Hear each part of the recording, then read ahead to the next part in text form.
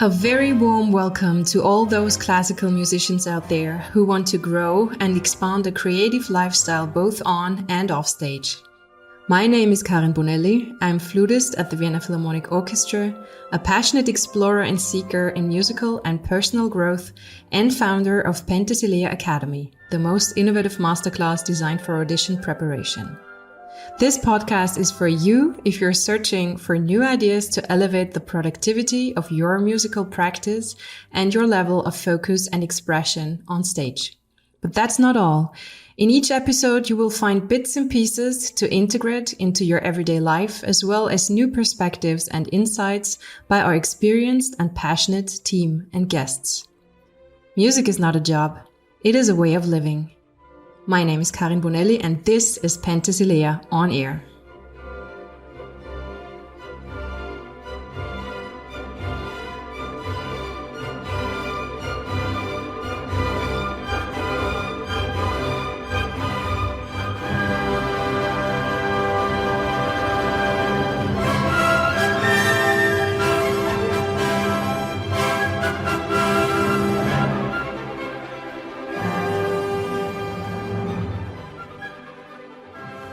Hello and welcome again to Penthesilea On Air podcast. Today I'm going to be talking to Roman Rindberger.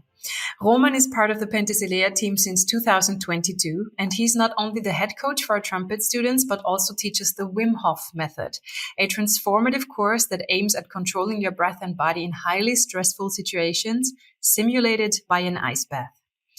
Roman tours the world with his famous brass ensemble Notil Brass while holding a position as trumpet professor at the Music and Arts University of Vienna. Working with his students in Vienna and at the Academy, he blends his experiences in various orchestras, his never-ending creativity in finding new technical and musical ideas with his wide holistic approach to the body-mind connection. He's not only a certified Wim Hof instructor, but also instructor of the Oxygen Advantage technique and a certified mental trainer. Our conversation will most literally be a deep dive into what advantages the Wim Hof technique can provide for musicians, how he keeps up his physical fitness on his full schedule, and what role models inspired him throughout his journey.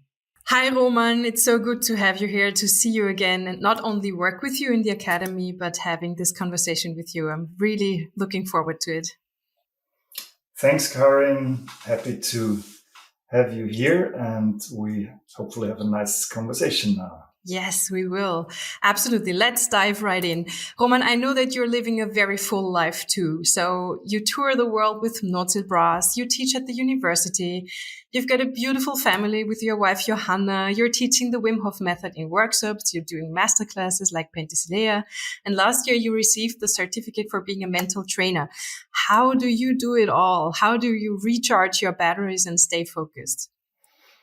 Well, I can give you an honest answer now, or not yes, so please. honest. Yes. Honestly, yeah, it's not so easy to get everything under my schedule, but it's a question of priorities, first of all. So for sure, honestly, the family is always, or I try to put the family on the first position. That's sometimes not easy, but I think it's necessary, because if you're not feeling well with your family or at home, everything gets way much more complicated than it should. And so I really try my best to manage that stuff really as good as possible.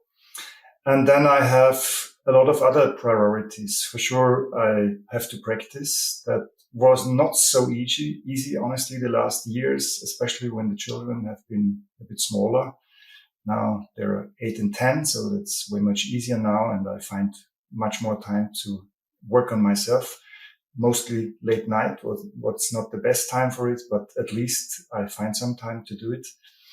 And I really love to do sports as much as I can. So I try to also get as much as possible to do as much as I want or as much as I can, mostly on tour. I have to admit, at home it's not so easy.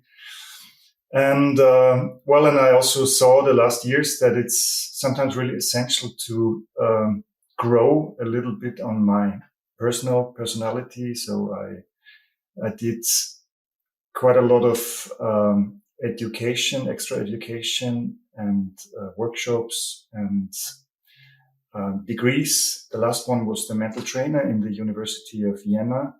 That was a goal I tried to achieve for many years. It just wasn't that easy because most of the time I just couldn't fulfill the schedule as I have been too much on the road. So I actually tried for 4 years to finish that, and it never worked out. I changed the program about 3 or 4 times till I finally could finish it last year in the university. And I was very grateful that actually the last year, especially with the corona effects, allowed me to do that, because before I just couldn't manage it.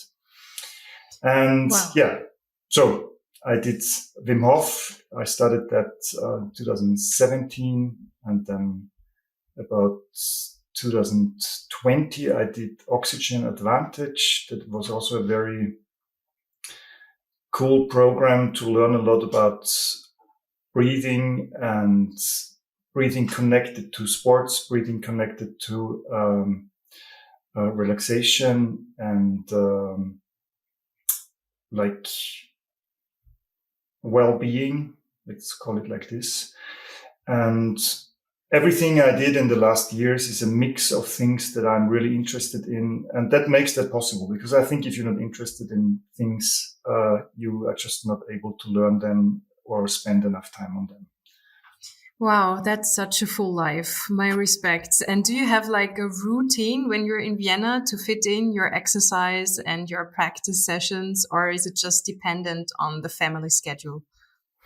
It's very much dependent on what I have to do. I have to teach in university, so this day is actually completely full with teaching work. I realized the last years that my mornings got less and less the possibility for doing sports or some personal stuff. So I ended up actually the last year with signing up in a yoga program once a week.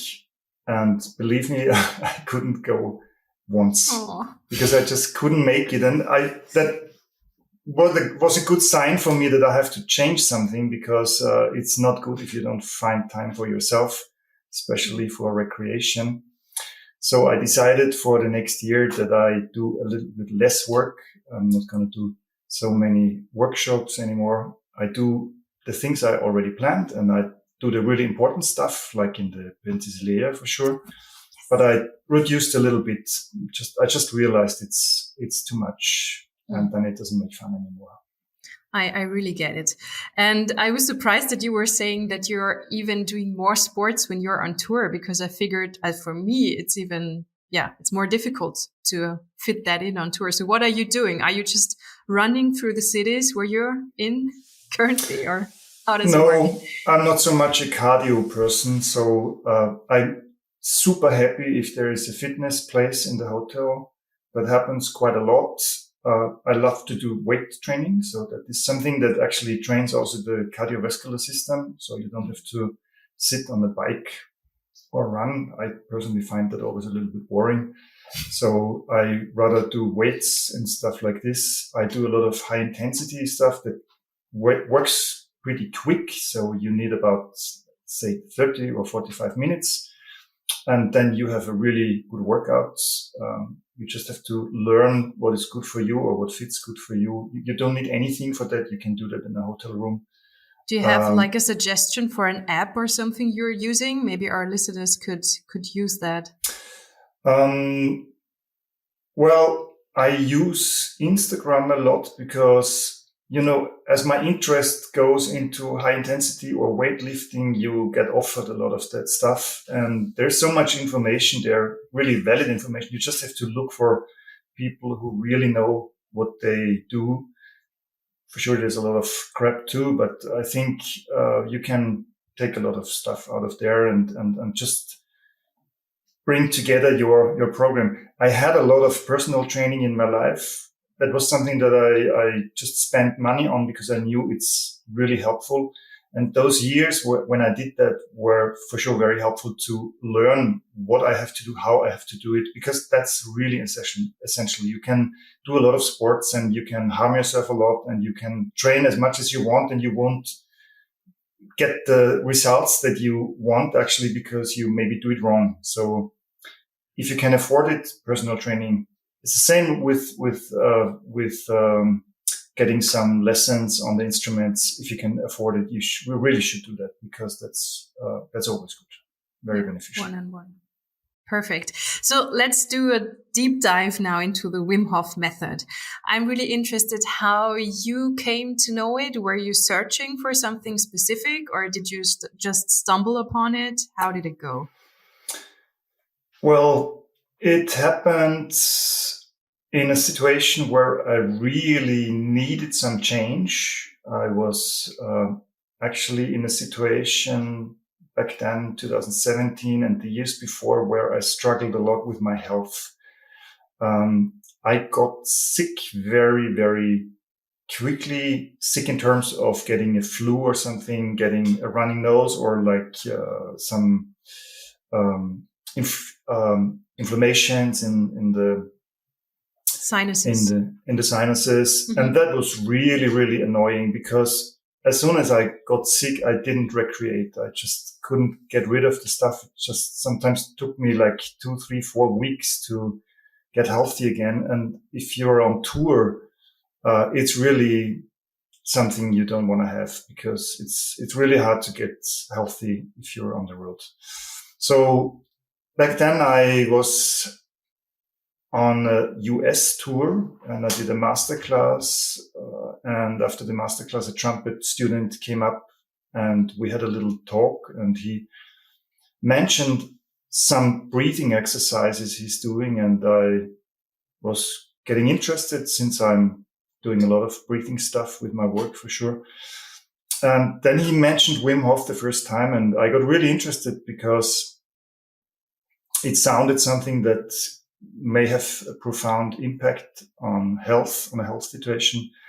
So I checked out everything I could find on the internet that wasn't so much back then. It was really hidden, kind of. It was not a big thing like nowadays. Nowadays it's getting sometimes a little bit too big, I think, in terms of, the whole picture, what for me it is actually.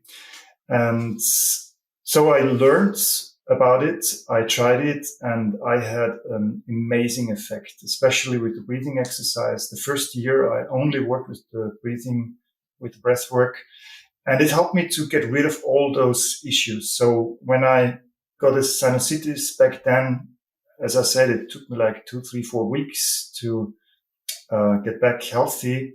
And this just doesn't happen anymore. Sometimes I catch a flu or something small and like 2, 3 days later, it's over. It's no problem. It just changed the way my body processes problems like that. And obviously I was kind of weak in that area. And especially with the breathing exercise and for sure also with the ice training, you can really, really change things like this. You can change a lot of inflammatory stuff. You can't change everything for sure. It's not a wonder healing thing. Absolutely not. But if you learn how it works and if you understand how the body actually adapts to problems, you can change a lot by yourself. You don't need medication. You just need to do something for it. That's for sure. You need some energy and spend it on the problem, and then you can grow on it. So it's a really cool thing.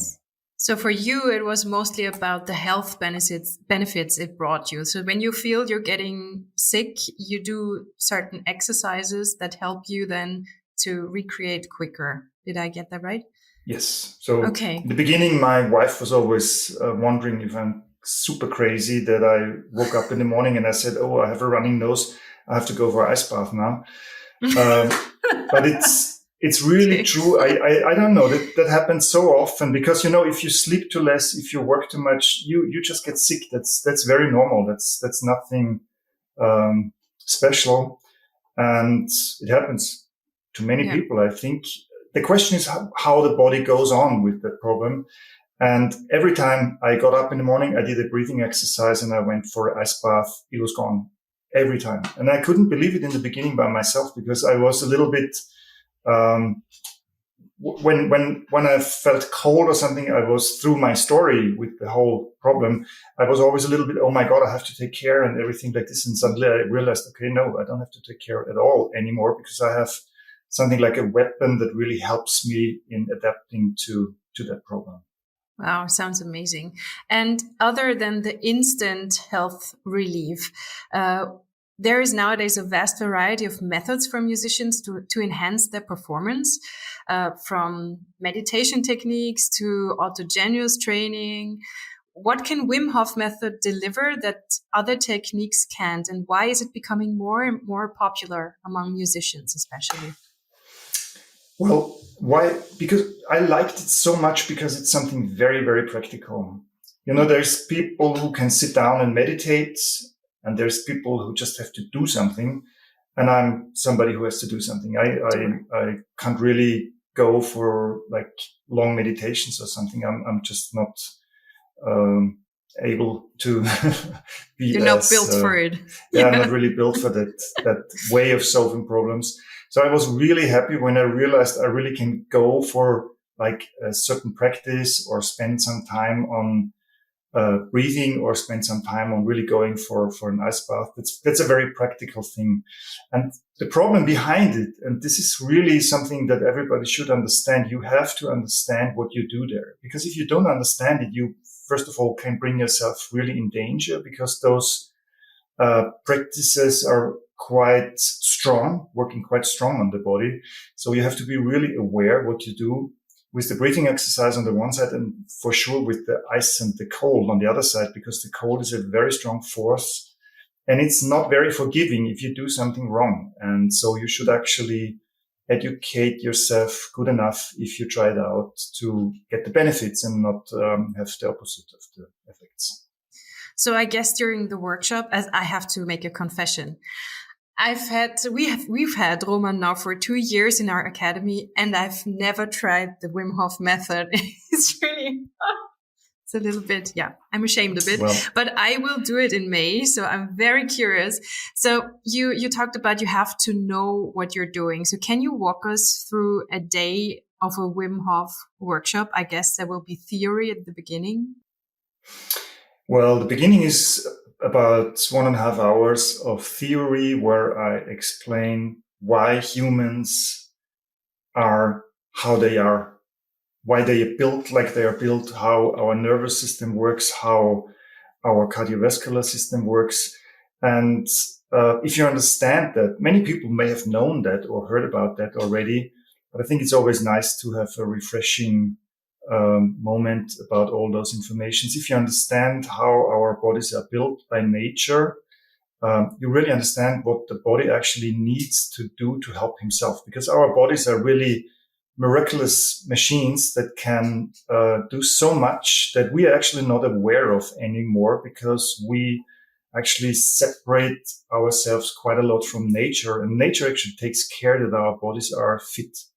So if we get in touch with nature, we have so many more forces and abilities in ourselves, and many troubles or problems wouldn't actually appear if we would be or live more with nature instead of too much in our kind of civilization, always indoor, no fresh air, no sports, processed foods, too less sleep. So there's many reasons why our bodies are actually suffering, and we see that actually in the general health situation, that many people get sick by chronic illnesses that are actually appearing because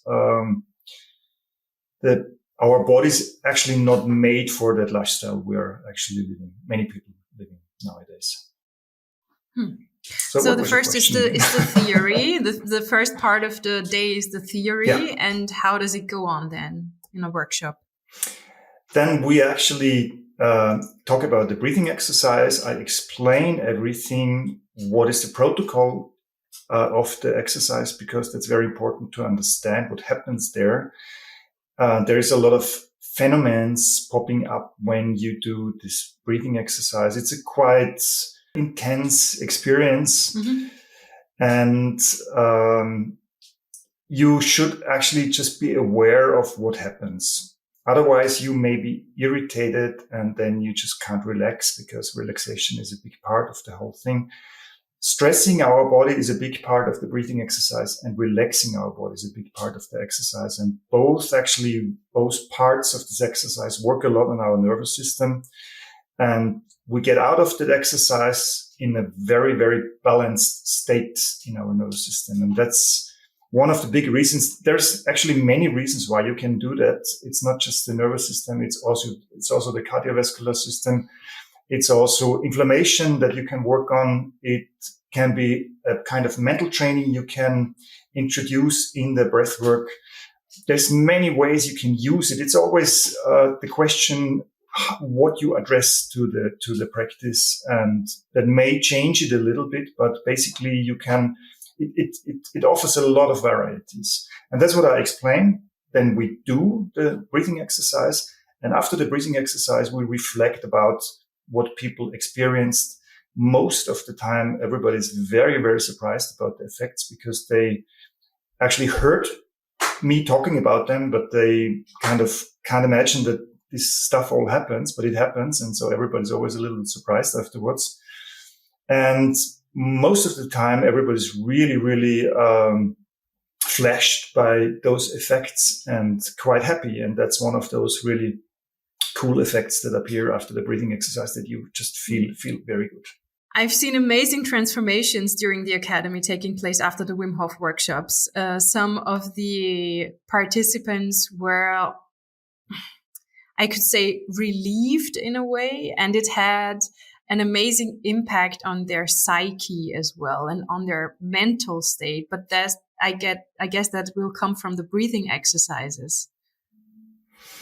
Well, there is a lot of release work going on when you do the breathing exercise, because you can dive really deep. So to me, it's like a meditation that works extremely fast and extremely deep. So in half an hour of breath work, you can reach a state that is actually not easy to reach, even though you are probably a very experienced meditator. And that's one of those helpful things. You can really it's like a little bit of a shortcut into getting into a very deep state. And if you address your work or your ideas about the breathing exercise at the right direction, you can get a lot of relief, especially mentally, but also body-wise. So it works very nice. So after the breathing exercise comes the actual ice bath, right? How does that work then? How is the schedule for that? So there is, for example, one simple rule you really have to know. You should never go out of the cold and rub yourself with a blanket and dress very warm and very quickly, because that actually brings you into hypothermia. And this is a state we really don't need and we really don't want, because it's not beneficial at all. And that happens because it's a natural reaction of your body if you go from cold to warm too fast. It's not really dangerous, except you have a really big problem with your heart or you are very old. Those are things you just should know and you should be aware of.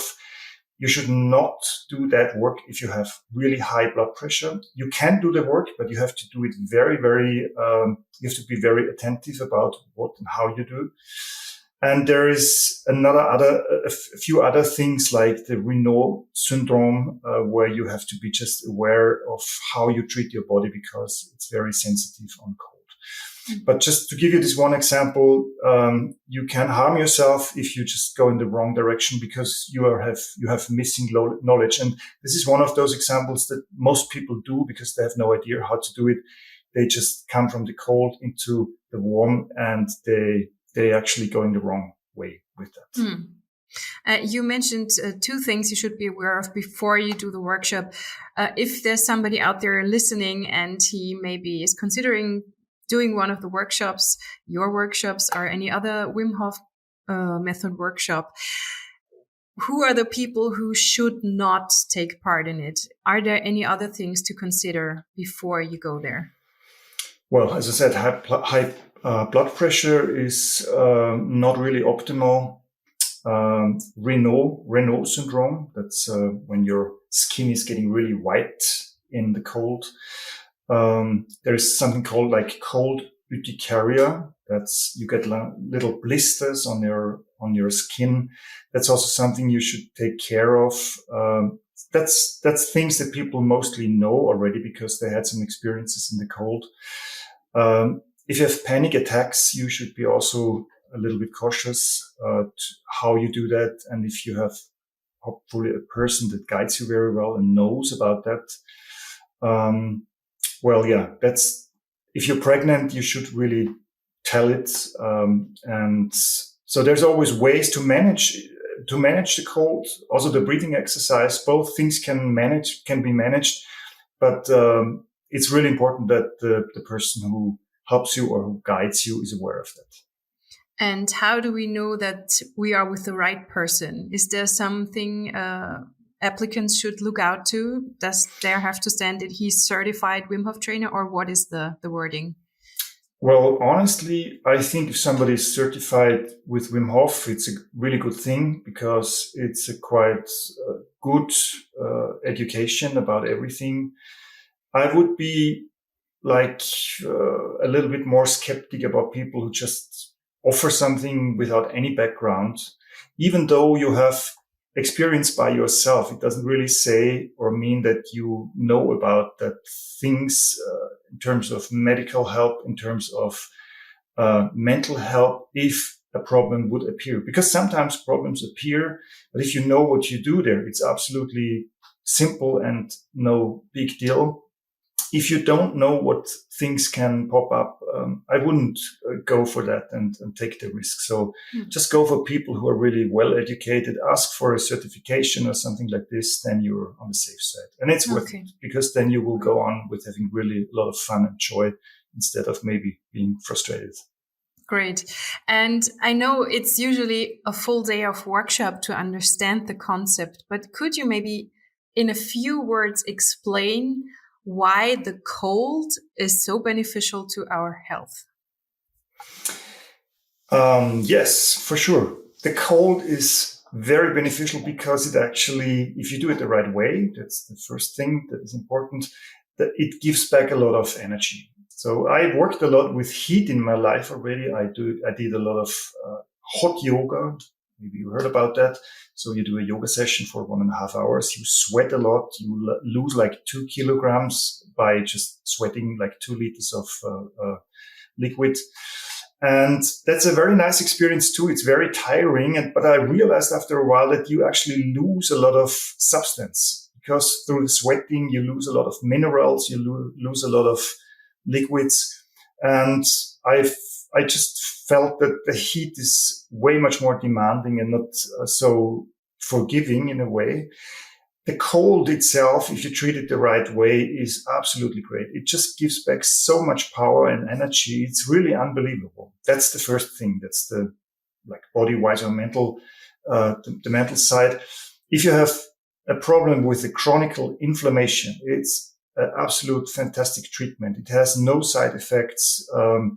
You have to know how you address the cold for sure, but it absolutely works. You can go in every hospital nowadays. They have those cold chambers, the cryo chambers. So cold is back on track actually also in medicine because if you know that like 150 years ago in every hospital there was a cold baths as a treatment, it just disappeared and now they come back in a way because medicine just realized that the side effects of medication is sometimes so hard.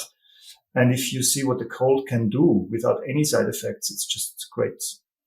Amazing. So we now had the whole day schedule and you're talking about what it does. How can we integrate it into our everyday lives? Does every one of us have to buy a pool with ice cubes now, or how can we simulate it at home afterwards? Well, the simplest way, and that works mostly everywhere, is just cold showering. And cold showering is really powerful. So it's not like a weak opportunity besides an ice bath, not at all. It's a really cool thing to do. You can do that every day if you want. The best time is in the morning. You can also do it before you go to sleep. You just have to take care that you don't overdo it, because if you cool down your body too much in the evening, the body will heat up itself afterwards. And with a heated up body, you just can't fall asleep. Mm-hmm. So in the morning, it's a great tool to really wake up your nervous system and make you very energetic. And you can also go outside in a river in summer. Rivers are mostly quite cold. They have like 16 degrees Celsius. That is actually very, very good, because floating water is always way much stronger on the skin than just still water.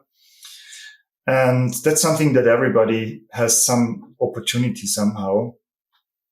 And there is also for sure things like, I have a cold tub at home that is always there, that always serves me like 2 or 3 degree Celsius cold water. But that's more something for people who are really dedicated already. But cold showering is something super simple. Everybody can do it. Don't overdo it. Just go for the moment where it feels really uncomfortable, and then stay for another 15 to 30 seconds. That's the most simplest rule you should know. If you just go for the cold and you feel comfortable, it has no effect. You have to feel uncomfortable. That's one of my most beloved sentences. I always say, look for the comfort in the discomfort. So if you learn to get along with a discomfortable situation, you can adapt and you can actually thrive and grow with your inner power. And that is something to take on stage then as well, because there you're also in an uncomfortable situation. And so you're expanding your limits with the Wim Hof method in that way too. That serves you on stage then? Is that what it does? Absolutely. You just learn mentally to get along way much better if you don't feel comfortable. And we all know it can be comfortable on stage, but most of the time, especially in auditions, or if we have to get through other moments in life with our instruments on a stage, it can be quite uncomfortable. And when we train our minds to just stay out of emotions while feeling uncomfortable, it's a very, very smart way to get along much better. I don't say that it always works, but it's a very, very good way to train yourself away from the instrument. And it's not something that just helps you on stage. It helps you in every thinkable situation in life. So look for the discomfort, get comfortable in the uncomfortable. That's a very helpful way. Interesting. And are there also breathing exercises included that one can do just before an audition or before a performance? Yes, absolutely. We may go away from the WimHof-method there and go more towards the oxygen advantage method. It always depends what you want. There are people who are suffering of too much energy when they go on stage because they get too nervous, they get too hyperactive or afraid, and it's all kind of too strong stress reaction in the body. They should look for a way to release that stress. That can be done by movement, or it can also be done by breathing exercises. So if you know how the connection works between breath and our heart, and the connection between the nervous system and the diaphragm, you really, really can understand which direction you have to go with a breathing exercise to calm down or to engage yourself. Because that can be also very helpful for people who are getting into a state like this and they just can't move anymore or don't stay flexible anymore. They have to take another direction. And that's the basic thing about breathing exercise. And that's the reason why I think people that show you stuff like this should be quite well educated, because nobody is the same. Everybody is different. Nobody is like another one. So everybody actually needs a little bit of a different treatment. And if you know yourself and you know where you want to go with breathing exercise, it's a big help to adapt the exercise itself to be helpful. But that's more the oxygen advantage technique. It's not so much in the Wim Hof method. There is not just with the Wim Hof, we actually always talk about one breathing exercise that includes different styles of breathing. With oxygen advantage, it's more of it's not a philosophy, but it's more a medical treatment, how breathing works on a body system. And there's many ways you can use that. You can boil it down to the longer you exhale, the more your heartbeat goes down. The longer you inhale, the more your heartbeat goes up. So both things are sometimes necessary, and you can create your personal breathing program by that knowledge. And there's many ways to train that, depending on what you need. Yeah, big field of possibilities. So I heard the 3 pillars of a Wim Hof workshop are breathing exercises, obviously, commitment, and exposure to cold. So the first and the last are very clear to me, but I'm really interested in the commitment part. Is that really something you're addressing then in the workshop? What is it about? Well, the commitment is something that you also could call focus or concentration. And it's something that comes along by itself. That's the nice part. So if you go into a breathing exercise, you will end up in that state automatically, because it will just happen. If you're sitting in an ice bath, you will end up in that state, in this commitment state, in this focus or concentration state, because it's necessary to go there. Otherwise, you just can't take it. And that's something that you can also take away for your daily life after that, because you learn to focus on one spot in a moment. So it's really very nice to learn how you can actually put away everything that is not necessary in a situation and just stick with one thought or stick with one situation and stay there. Especially when we want to practice, especially when we want to learn new stuff. Sometimes we just need to be able to get away with all things that are not helpful in the moment. And that's a little bit what is meant by commitment. You just said, otherwise you can't take it. Have you ever had that situation in a workshop that somebody just couldn't take it? And what happened then? Honestly, I think it happened like 2 or 3 times, and I had hundreds of people already. That has sometimes a reason in a body state. So some people are too sensitive about extreme cold temperature. We are always talking about extreme cold temperature. So we don't talk about 17, 18 degrees Celsius. We always talk about like 2, 3, 4, 5 degrees Celsius. So that's really extremely cold. Yeah. Most of the time, people can take it super easy because they are prepared. You can see it when sometimes I post some photos from workshops I did. You always look into a smiling face. And that's possible because people are prepared for that. So you need to be prepared mentally. You need to be prepared with your body.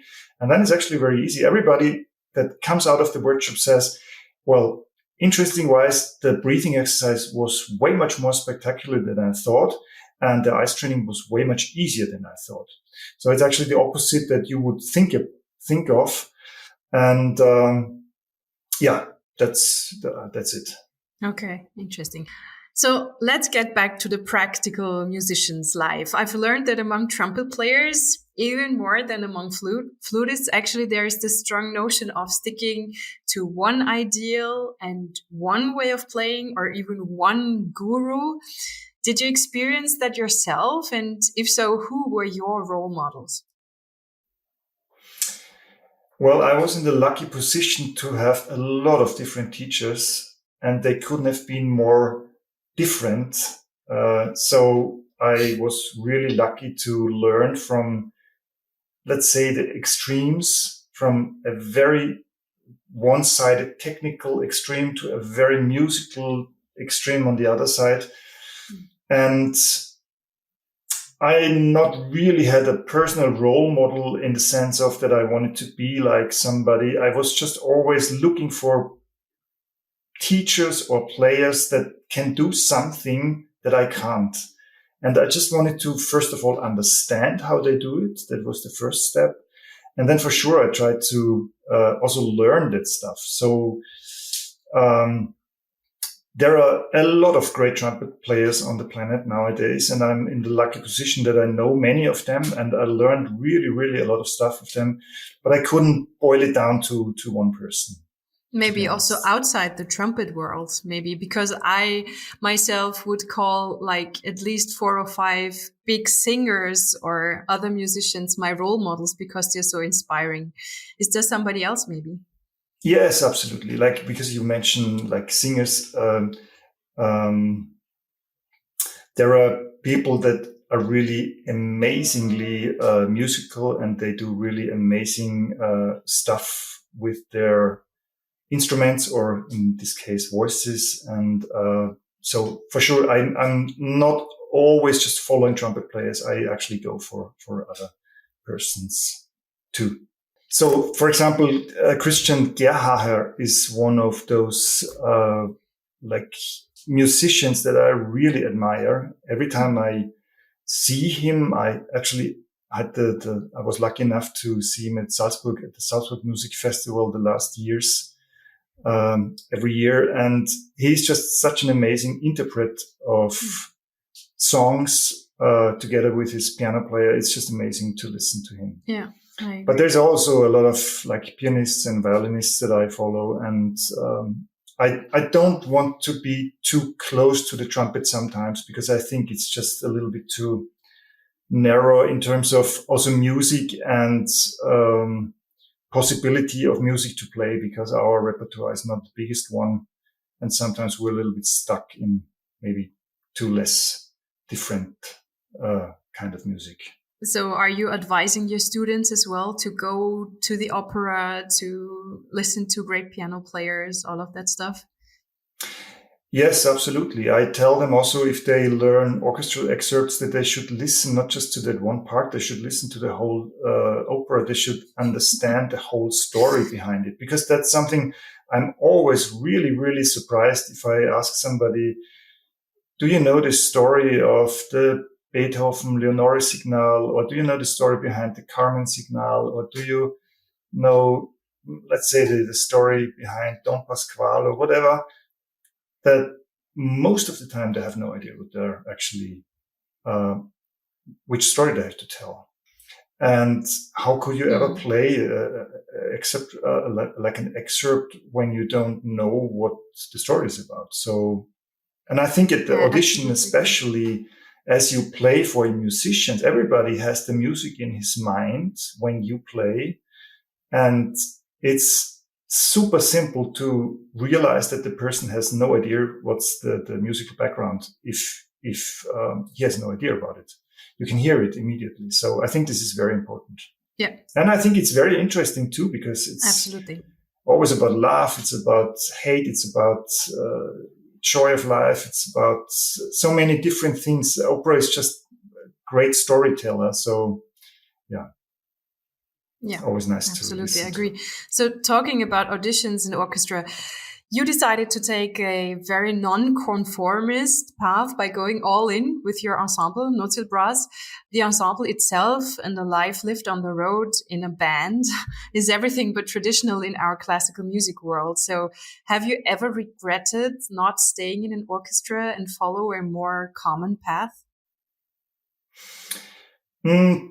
I have to say I enjoyed myself very much in the orchestra. So I really liked the work. I was very happy in those places where I played. And it was kind of a personal choice to change something in my life. And the funny thing was the opportunity to get to Vienna was very a strong part of it, because I never studied in Vienna. I never lived in Vienna. And that was something in myself that I was always kind of asking what has to happen to make that possible. And when my friends and fellow musicians from Nordseebrass asked me if I want to join the band, I saw that opportunity, and that was a big part of it. I just wanted to move to Vienna and live there for a while. And now it's 20 years and I'm very happy about that. Yeah. So I never regretted this step to go out of the orchestra, even though I really love to work there and play there. Sometimes I have the chance to, somebody asks me and I can step in and play like a program. That happens not so much anymore, but it happened kind of a lot the last 20 years since I'm in Nordseebrass, and that's always a nice opportunity and I really like it. Yeah, and in your concerts with Nordseebrass, you have to play really breakneck difficult pieces, but you have to perform and be an actor at the same time. So is that something that affects your playing positively, or does it disturb your concentration? And maybe does your experience in acting on stage influence how you work with your students? Yes, very much. First of all, I think it's way much easier, because if you can move on the stage, if you can just free yourself from sometimes kind of stiffness that appears when you have to play something difficult, I think it's a big help. So I also always engage my students to play by heart, to just learn pieces by heart, so they can actually move much better. They can actually look at the audience. They can just free themselves from this jacket of being focused on just a statistic, if you want, because the statistic doesn't really tell us about the music. It just tells us about the range or the dynamics or the articulation, but it's not about music. So our brain gets way much more possibilities if we are not connected with this statistic on the paper. And I think personally it makes things so much easier, especially when you can tell a story with what you play. So if we do something on stage that is actually illustrating a story, things I think get way much easier. Yeah, I've made that experience too. And if there was this one best advice you could give our listeners for audition, is there one thing that you would want to deliver here? Well, yeah, it's not just one thing, but if it's, let's say, if the most important thing is that you have to prepare yourself as good as possible, and then just go there and just let go and try to go with the flow and see what happens, because it's kind of a paradox situation. You really need to prepare very precisely to learn the excerpts, to learn the concert, to really be in the best shape of your life. And on the other hand, you have to go there and be kind of relaxed and not being too stressed. That's a very paradox situation. So I think it has a lot to do with your mental state and how you work, because I think it's very essential that you build the best version of yourself as a musician and as an instrumentalist. But then you also have to let go and just go to a certain place and play and believe that maybe this is the position that you should have and you should play, and then you're going to get it. And if it's maybe not the right spot, it's okay if you not get it, because sometimes maybe years later we realize that the decision that we did not go there was actually very smart, even though we couldn't actually manipulate it in a way. So go with the flow if you want. Beautiful. And we now have some questions from our Penthesilea community for you. And the first one is actually, maybe good for what you just said. How can you replicate the audition setting at home or in your practice space to train it? Well, what I think you can do, and this is something very, very helpful, is build up a routine.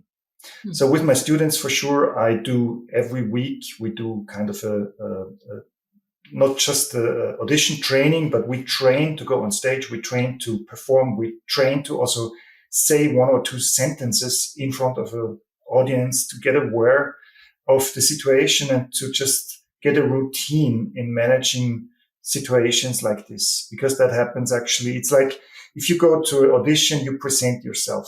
Sometimes you talk, sometimes you play, sometimes you just act, but it's all a story about yourself. And the more routine you have in that kind of performing or telling about yourself, the better. And so I think you can build up a routine by, let's say, you set the dates, you set the time, and then you just go there and start to play. You play the concert, you choose like excerpts beforehand, and then you just try to deliver. Put your phone there, make a video recording. Sometimes that's so stressful already that it's just a great training to put you in a situation that, again, is uncomfortable, and you just have to get along with it. So you can make it easy in the beginning. You can make it more difficult. I have a very nice experience with letting people stand on a table while they play. So first of all, they're already kind of irritated if they have to go on a table. And then if you stand on a table and you're about 1 meter above the floor, everything looks quite weird. And then you have to play and you have to keep the balance and everything. That's already a stress that is so confusing that you, again, can see how is your body reacting in that situation? How is your mind reacting in that situation? And then after that, you reflect about it, and then you can say, okay, I make this and that mistake because I'm just gone with my mind. I'm just gone watching the situation because I'm on a table. Honestly, it doesn't matter where you are. If you're on a table, if you're like on a skyscraper and you have to play, who cares? Nobody. You shouldn't care. And the less you care about it, the better you can play. Great. So please don't fall off the table. That would be a routine. Yeah, for sure. You have to take care. For sure. Because Roman said so. Yeah. Great. Yeah, of course. Practice is everything. Then the second question is also a very important one, I think. What strategies can you employ when plagued by self-doubt during auditions? How can you resist the urge to listen to that inner voice and instead have faith in your preparation and performance to fully enjoy the music? It's a big one. Well, I think it's too late if you figure out at the audition that you're actually having too much negative thoughts in your mind. I think that's something you should take aware of. You should be aware of earlier. And I think a very good way is to also learn about a protocol. Let's say you wake up in the morning and then see what is your first thought. Is your first thought something fearful because you know that something comes up that is really stressful for you? Is your first thought in the morning something joyful? Is your first thought in the morning something motivating or demotivating? So that's already a very good indicator how your brain is wired. And I think it's very essential that we learn that our brain works for us and not against us. And there is something, maybe I can mention that for a minute, because I think it's super interesting. Our bodies, our mind is built for survival. So if we live out in nature, we have about 6 or 7 emotions that are very groundbreaking. So everybody has those emotions.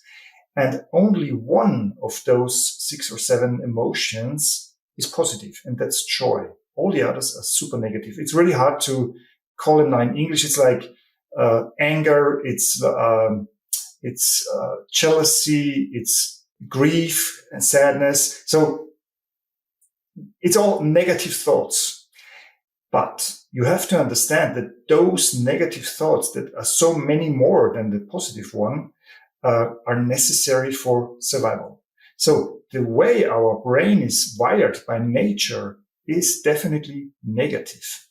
And it has a reason, because let's say you go out in the woods and you hear something behind the tree, and then you think, could be something, but it's for sure no problem. You're going to be dead because it could be a bear, it could be a tiger, it could be something. And you just, if you don't care for that, you're going to pay for it.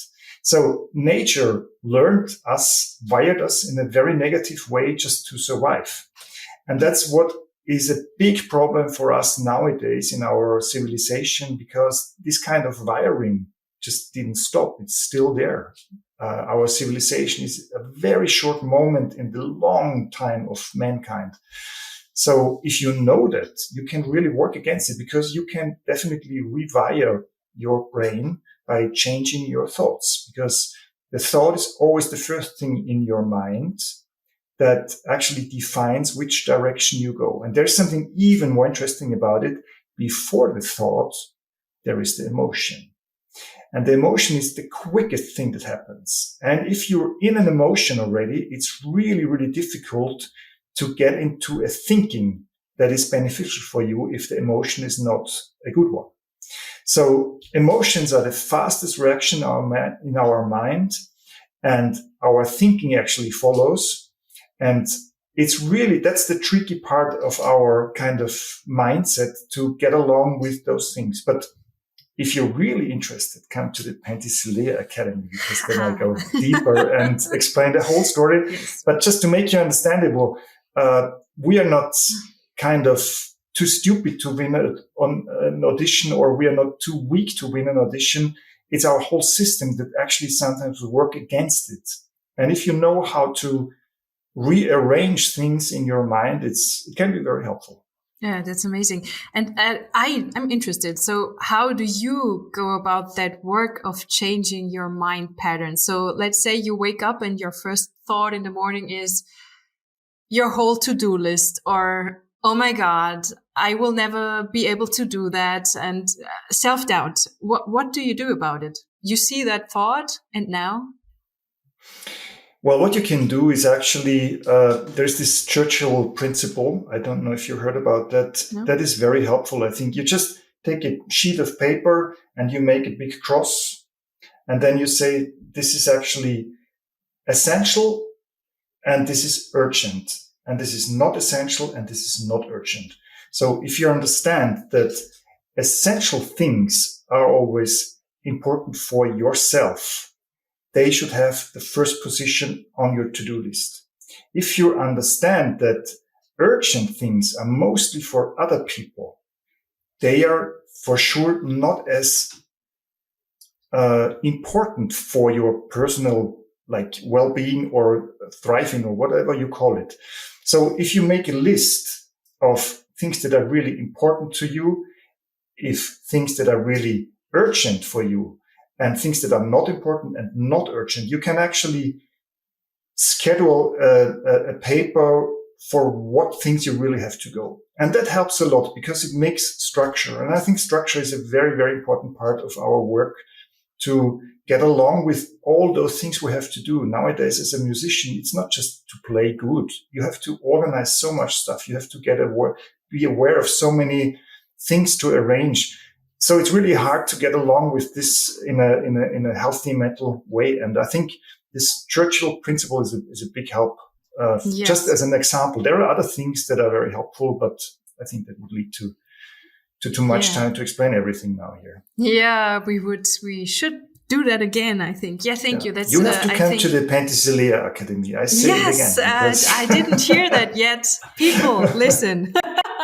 Yes, thank you. No, because I think that's very important, because I often talk with students about this, about getting their priorities straight, because it's not just us who are either in the orchestra or have families or a busy professional life, but it's also students who have nowadays so much to do and are so distracted by social media. They should be here, they should be there. You should play this because that's important for your future career. And so they get overwhelmed often. So that's a really good way to structure it.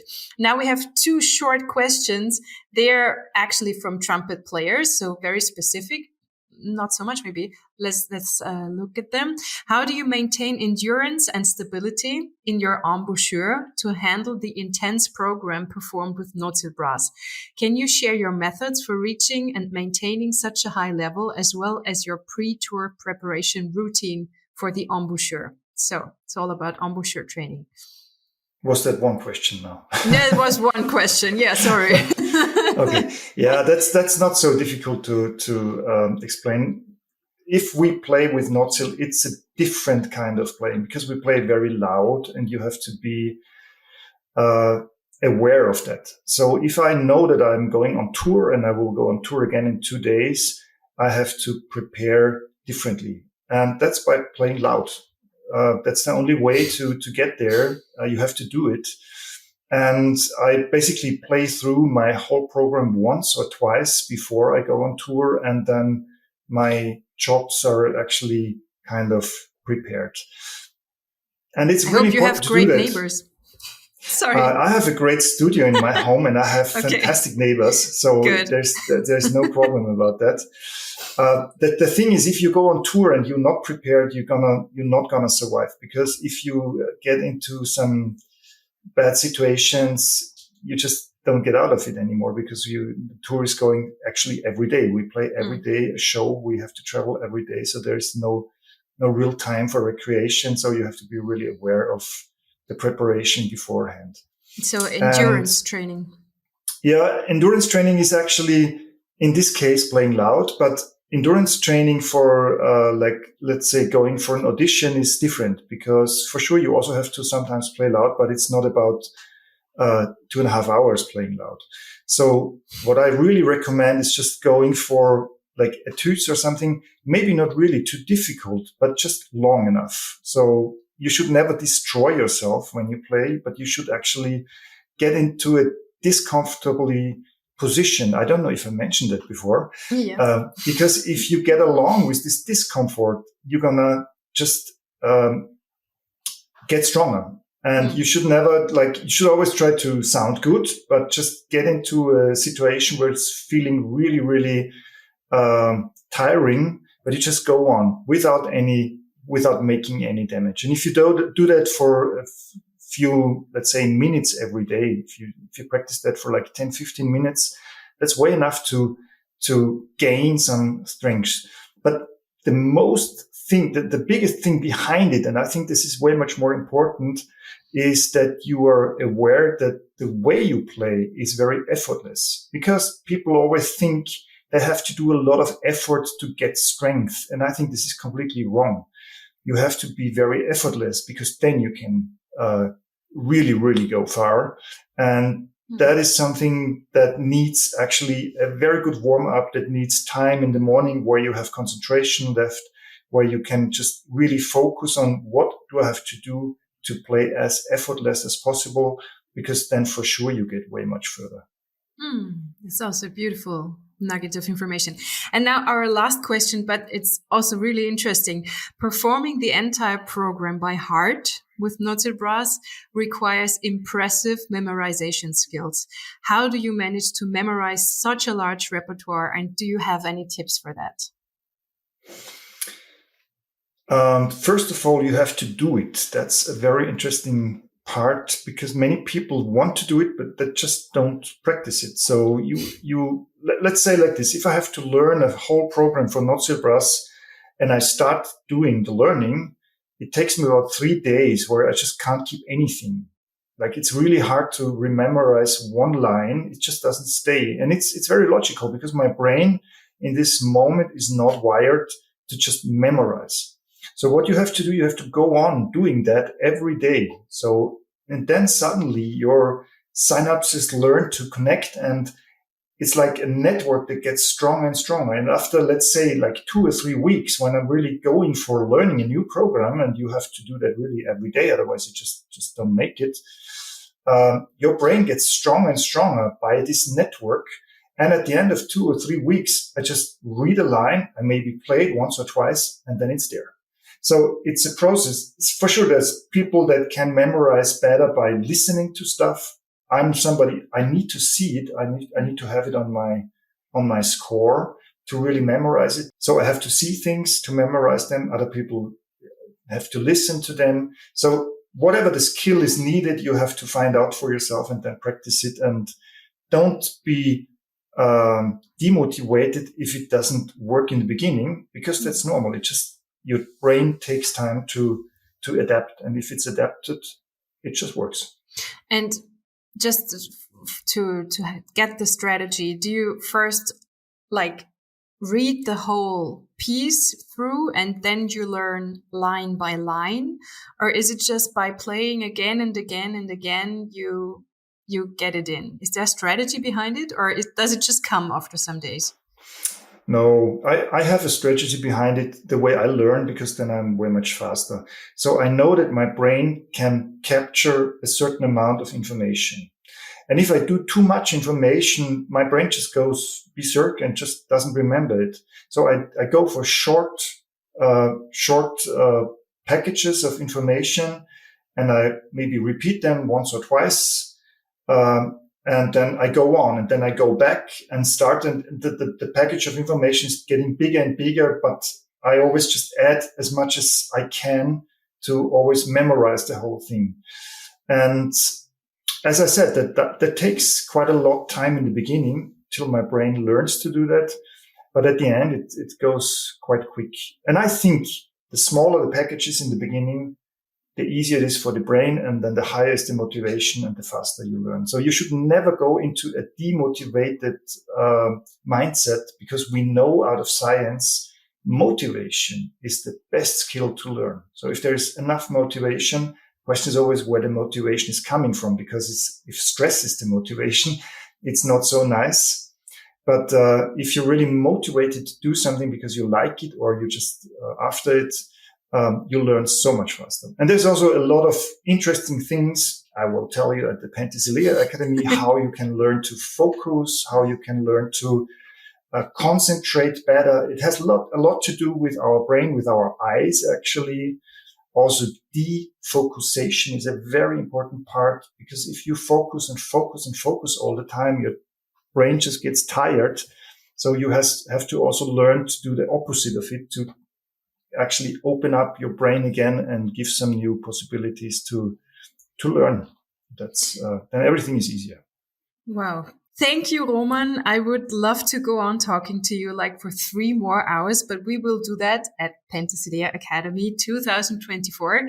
And for those of you who have not applied yet, it's still open. Applications are open. And thank you, Roman. Thank you for all those information. It's so valuable, not only to our students at Penthesilea, but for anybody out there, I think. Thank you so much. You're very welcome. Thanks for having me. Thank you.